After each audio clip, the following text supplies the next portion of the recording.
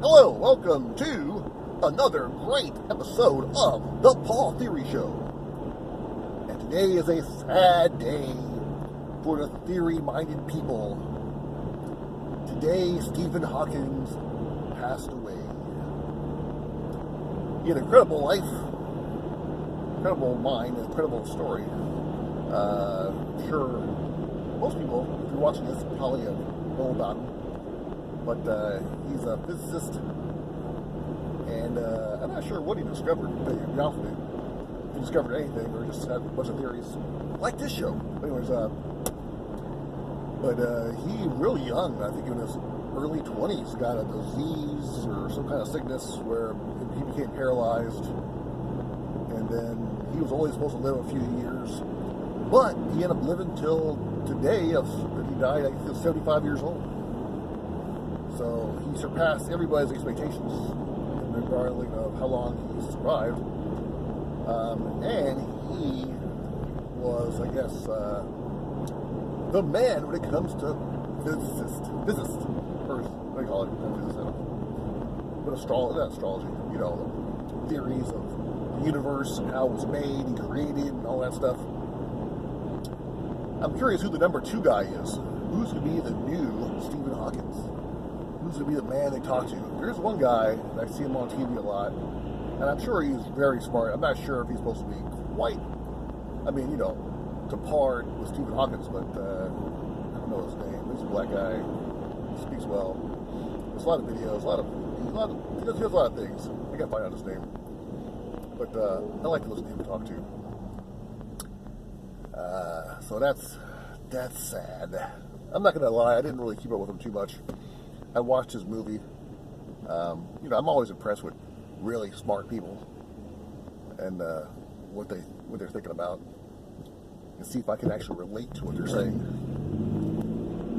And of course, I don't have the background of science that they do, but I have a good imagination. So I think, Einstein said, imagination is the key to intelligence. So I do have a very good imagination, and I visualize things. So a lot of times I hear something that just doesn't, I just can't visualize it, so it don't make sense to me. And some things I can visualize it well, and I can get behind that. Anyhow, that sucks, but I'm impressed he did live as long as he did. I don't know, I guess I did feel bad for the guy, because here he is, his great mind, yet he couldn't even talk, barely move. So it kind of sucks. I don't know if there's any kind of pain or anything, but that would suck to be trapped in a body not able to use it. So be grateful for what you got. Maybe a dumbass, but at least you got a good body.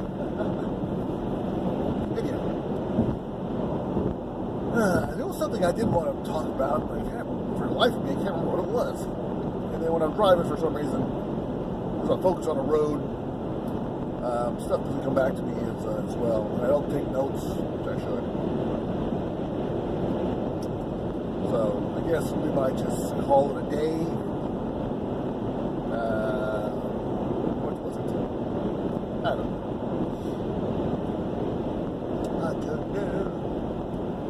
Right now, I'm also very distracted because I'm very focused. We're doing a Fitbit challenge at work. Our workout is a bunch of Fitbits.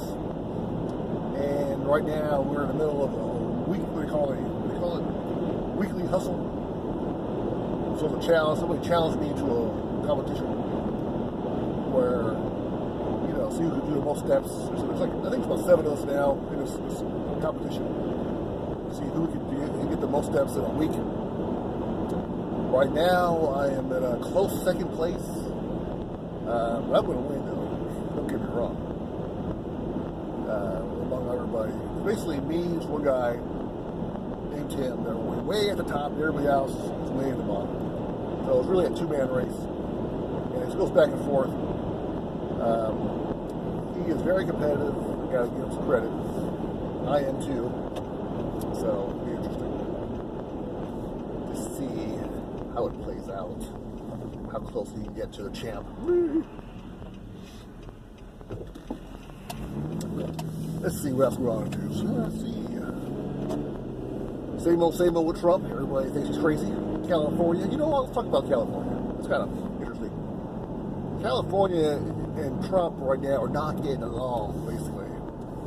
Because California does not want to follow the United States immigration policies.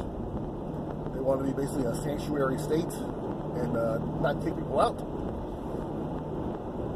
So, and Trump was like, well, you got to follow the law.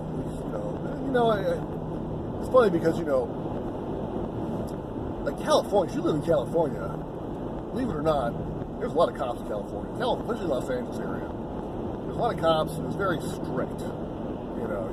You notice that when you're coming across the border. When you're driving, you can be driving all the way across the United States, and you get the same level of, like, I would say, police coverage. Some states are definitely more coverage than others, or more of a police presence than others. But when you cross over into California, I'm not lying, there's a lot more police presence. I mean, it feels, it's like almost paramilitary style, where it's just got cops everywhere. And you don't get that in other states.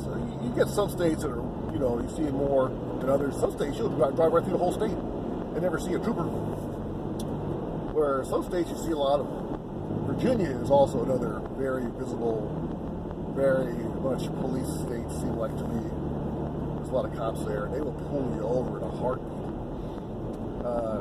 California, again, I will still say, even though Virginia is as bad as this, and I don't think California will pull you over as much as Virginia, because Virginia seems like they look for out-of-state drivers, and they will pull you over if you're not from Virginia. I don't know. You get a lot of speed traps.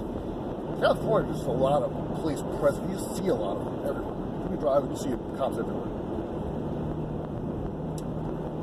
So anyway, California wants to do their thing. So California has high police presence, and they expect you to obey the law, of course. But then the state doesn't want to obey the national law. So what does that say? But me personally, I don't care. You know what? If California wants to do their own thing, that's fine by me. That's fine. Whatever. Just put a wall around California. California, if they want to do their own thing, which is fine. I mean, they say that they're going to, maybe threaten to defund California.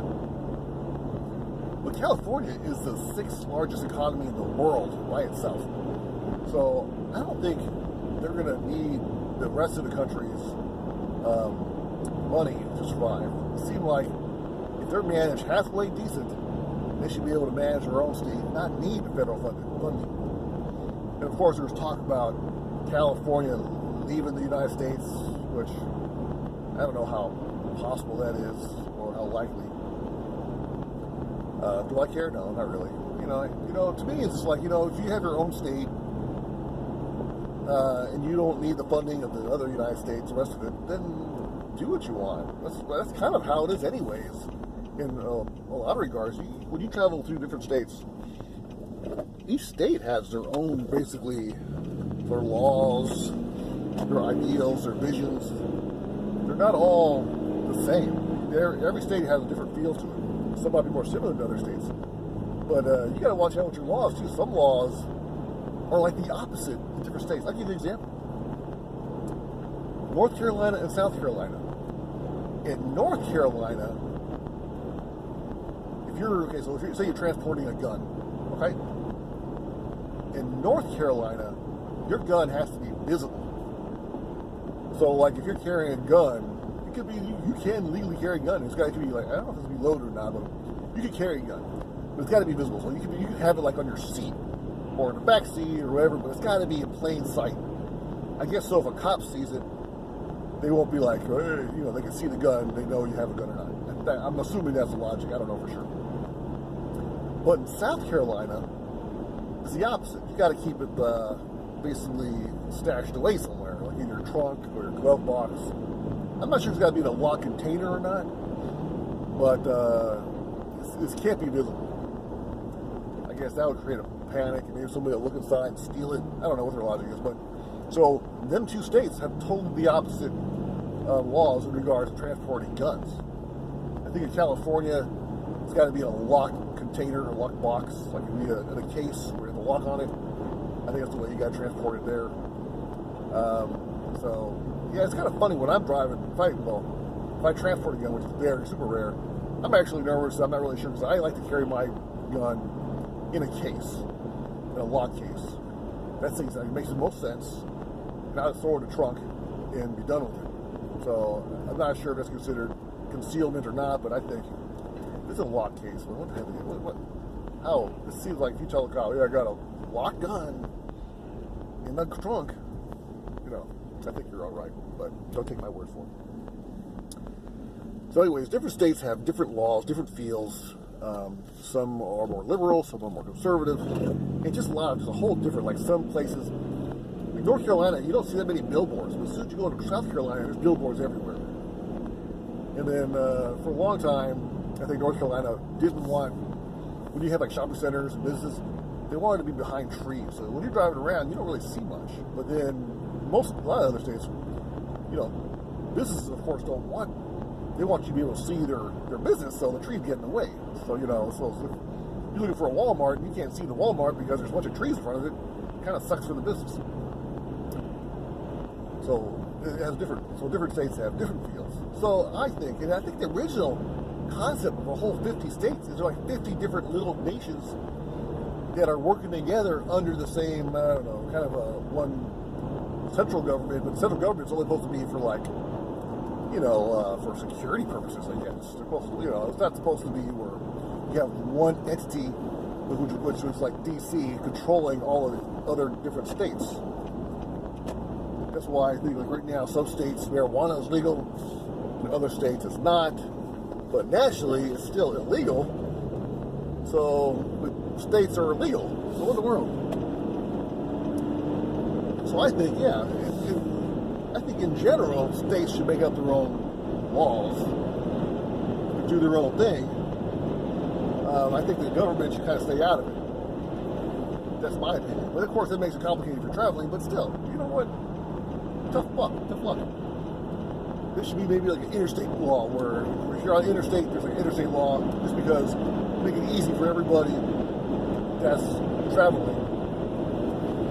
But in general, the states can do pretty much what they want to do, as long as it doesn't spill over to the next state. You know, I guess that would be each individual state's responsibility to control their laws. But I'm all for letting California do what they want. Let them. If they want illegals coming through, no problem. Hey, I'm all for whatever floats their boat.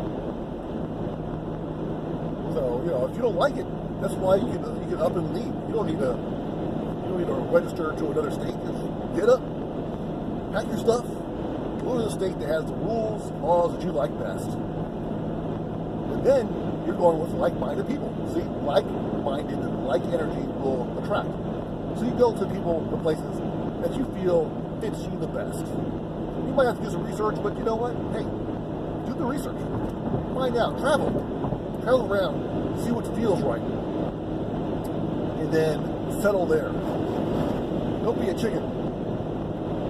Don't make excuses. Go to where you feel is good.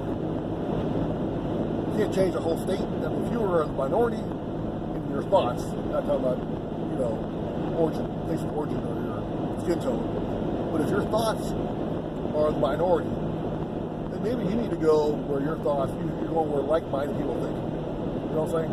All right, I think I've actually babbled enough about nothing. So thanks for watching the Paul Theory Show. Peace.